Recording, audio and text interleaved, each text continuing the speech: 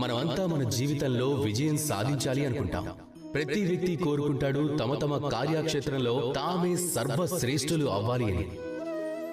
ఇక మనలో ఎవరైనా ఇది ఒప్పుకున్నా ఒప్పుకోకపోయినా మన అందరికీ తెలిసింది, ఎక్కడో ఒక చోట మన మనసులో మనకు అనిపిస్తూ ఉంటుంది మనం సంపూర్ణం కాదు అని. అలాగే సంపూర్ణం అవటానికి మనం అన్ని విధాలా ప్రయత్నిస్తూ ఉంటాం.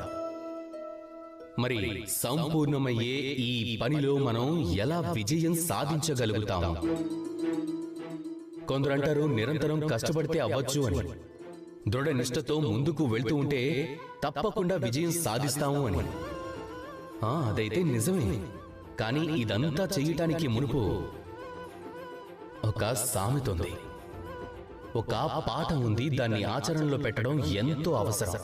అదేమిటంటే మీరు ఒకటి అర్థం చేసుకోవాలి, మీ వల్ల ఏ తప్పు జరుగుతుంది, దీనివల్ల మీరు విజయం సాధించలేకపోతున్నారు అని.